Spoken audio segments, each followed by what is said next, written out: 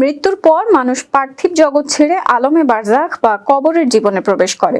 মৃত্যুর পর মৃত ব্যক্তি জীবিতদের কথা শুনতে বা দেখতে পায় কিনা এ নিয়ে ইসলামী আকীদা ও ফিকহে সাহাবায়ে কেরাম ও ফুকাহায়ে কেরামের মাঝে দুটি প্রধান দৃষ্টিভঙ্গি রয়েছে। অধিকাংশ আলেম ও হাদিস বিশারদদের মতে মৃত ব্যক্তিরা স্বাভাবিক নিয়মে দুনিয়ার সবকিছু শুনতে না পেলেও কবরের পাশে এসে সালাম দিলে বা দোয়া করলে তা শুনতে পায় ও উত্তর দেয়। বুখারী ও মুসলিমের হাদিস অনুযায়ী দাফন শেষে মানুষের জুতার আওয়াজ মৃত ব্যক্তি শুনতে পায়। বদরের যুদ্ধে নিহত কাফেরদের উদ্দেশ্যে নবীজি সাল্লাল্লাহু আলাইহি ওয়াসাল্লাম কথা বললে সাহাবাগণ জিজ্ঞেস করেন, তারা কি শুনছে? তখন রাসূল সাল্লাল্লাহু আলাইহি ওয়াসাল্লাম জানান, তারা সাহাবীদের চেয়েও স্পষ্ট শুনছে, তবে উত্তর দেওয়ার ক্ষমতা নেই। অন্যদিকে উম্মুল মুমিনিন হযরত আয়েশা রাদিয়াল্লাহু আনহু এর মতে মৃতরা শুনতে পায় না।